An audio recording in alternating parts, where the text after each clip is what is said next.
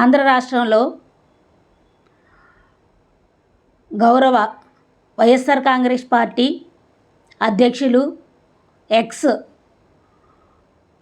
ఆంధ్ర రాష్ట్ర ముఖ్యమంత్రి గారైనటువంటి జగన్మోహన్ రెడ్డి గారు పిలుపు మేరకు ఈరోజు రాష్ట్ర వ్యాప్తంగా వెన్నుపోటుకు 2 సంవత్సరాలు అనే కార్యక్రమం జరుగుతుంది. ఆంధ్ర రాష్ట్ర ప్రజల్ని చంద్రబాబు నాయుడు గారు వెన్నుపోటు పొడిచి ఇప్పటికీ 2 సంవత్సరాలు కావస్తుంది. అది వెన్నుపోటు అని తెలుసు చంద్రబాబు నాయుడికి. ఎందుకంటే ఇచ్చిన ఏ ఒక్క హామీని నెరవేర్చలేము అని తెలిసినప్పటికీ కూడా ఏదొకలాగా గద్దెనెక్కి ఏదొకలాగా ప్రజలను మోసం చేసి వెన్నుపోటు పొడిసైనా సరే కుర్చీలో కూర్చోవాలి. విలువలు కానీ విశ్వసనీయత కానీ ఎథిక్స్ కానీ ఏమీ లేనటువంటి రాజకీయ నాయకుడు చరిత్రలో ఎవరైనా మిగిలిపోయారు అంటే అది ఒక్క చంద్రబాబు నాయుడు అని చిన్న పిల్లాడి దగ్గర నుంచి ముసలా మామ వరకు ఎవరిని అడిగినా చెప్తారు. ఎందుకంటే ఆయన గెలిచినటువంటి 4 సార్లు సీఎం అయ్యారు, కానీ ఏ ఒక్కసారి కూడా నీతిగా నిజాయితీగా ఇచ్చిన హామీల్ని నెరవేర్చేటటువంటి రీతిలో ఎప్పుడూ ఆయన సీఎం కాలేదు. స్టార్టింగే ఎన్టీ రామారావు గారిని పిల్లనిచ్చిన మామని వెన్నుపోటు పొడిచి ఆయన ఎంట్రన్స్ స్టార్టింగ్లోనే ఫస్ట్ టైమే పిల్లనిచ్చిన మామని వెన్నుపోటు పొడిచి గద్దెనెక్కినటువంటి చంద్రబాబు నాయుడు గారు తర్వాత మళ్ళీ ఇప్పుడు కూడా 2024లో కూడా చేయలేనటువంటి హామీలన్నీ కూడా చేస్తామని నమ్మజూపి సూపర్ 6 అని చెప్పేసి సూపర్ 6 ఇవిగో చూడండి, బాబు షూరిటీ భవిష్యత్తు గ్యారంటీ అట. బాబు షూరిటీ భవిష్యత్ గ్యారంటీ, అందులో సూపర్ 6 అని 6 ఇచ్చారు.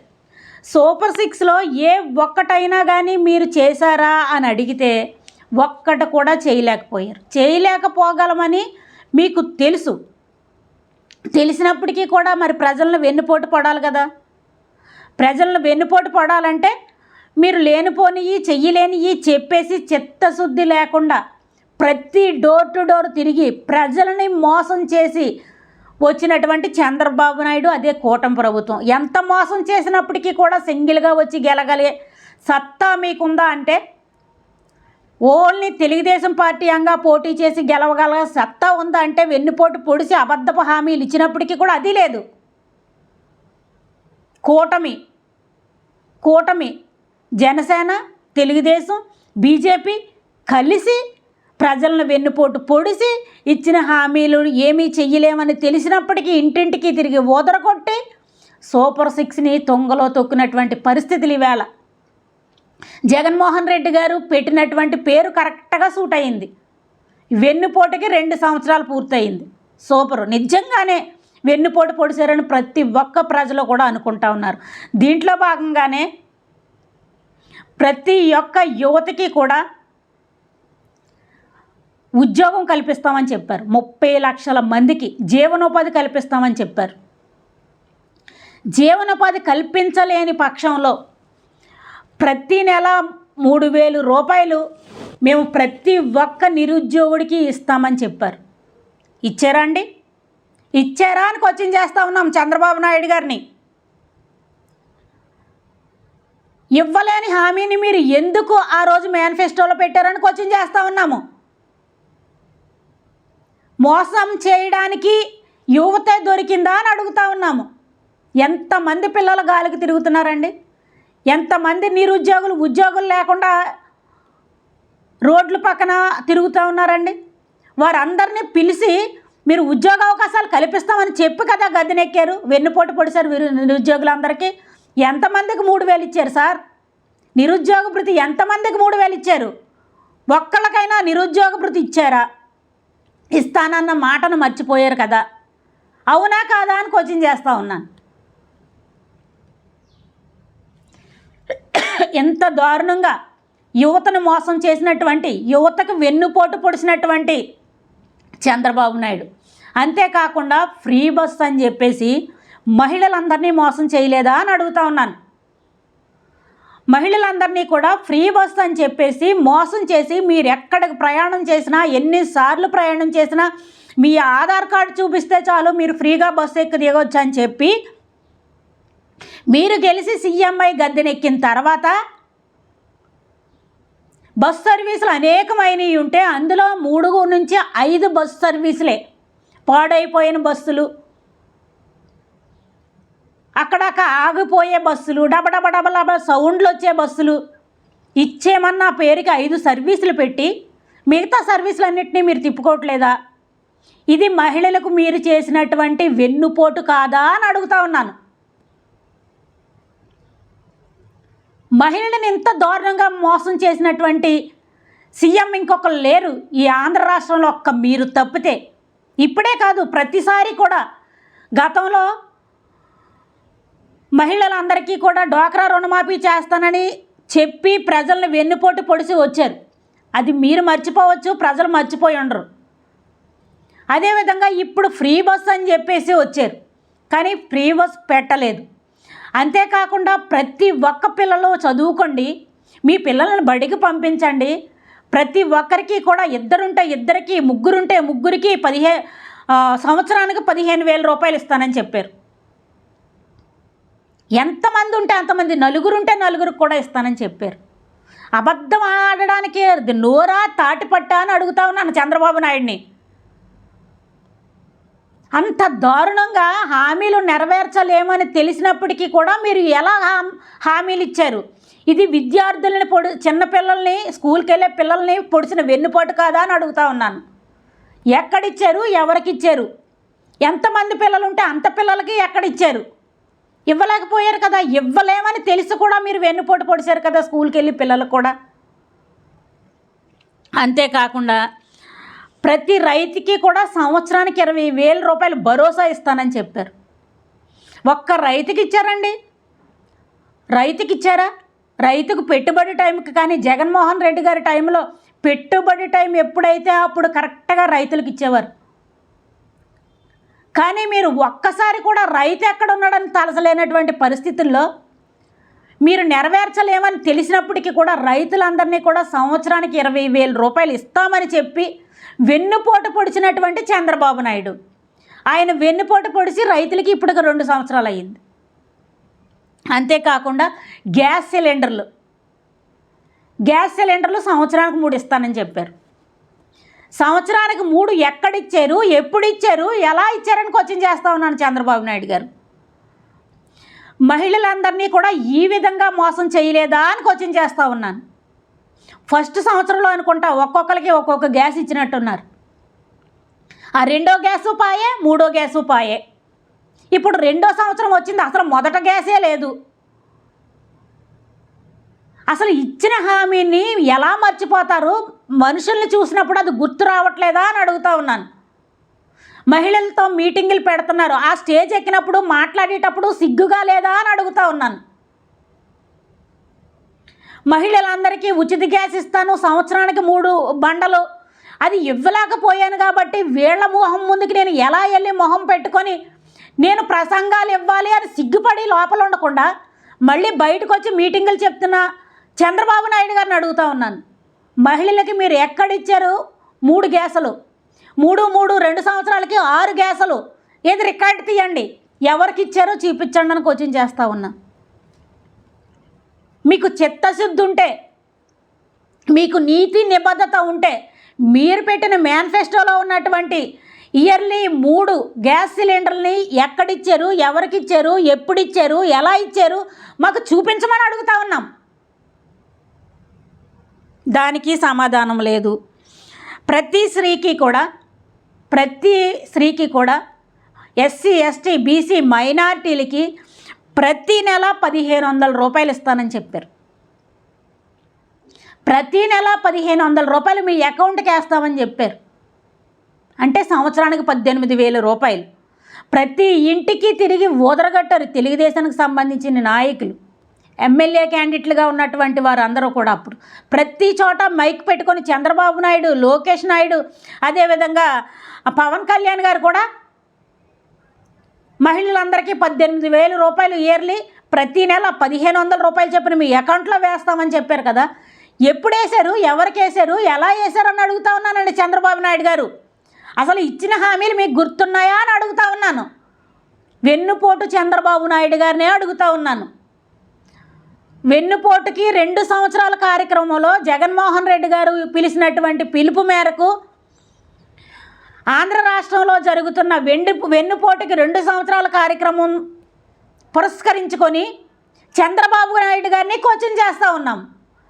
ఎక్కడండి చంద్రబాబు నాయుడు గారు? మహిళలకు 15,000 ప్రతి నెల, సంవత్సరానికి 18,000 రూపాయలు ఎక్కడా అని అడుగుతా ఉన్నాను. నిస్సిగ్గుగా మహిళలకు వెన్నుపోటు పొడిసి, నిస్సిగ్గుగా యువతకి, నిరుద్యోగులకి వెన్నుపోటు పొడిసి, నిస్సిగ్గుగా చదువుకునే స్కూల్ పిల్లలకు వెన్నుపోటు పొడిసి, నిస్సిగ్గుగా వంట చేసుకునే తల్లులకి, గ్యాస్ ఇస్తానని చెల్లులకి వెన్నుపోటు పొడిసి, ఆంధ్ర రాష్ట్ర ప్రజలందరికీ, రైతులకి వెన్నుపోటు పొడిసి, ఉచిత బస్సు అని చెప్పేసి మహిళలకు వెన్నుపోటు పొడిసి, ఎన్నిసార్లు పొడుస్తావయ్యా నువ్వు వెన్నుపోటు?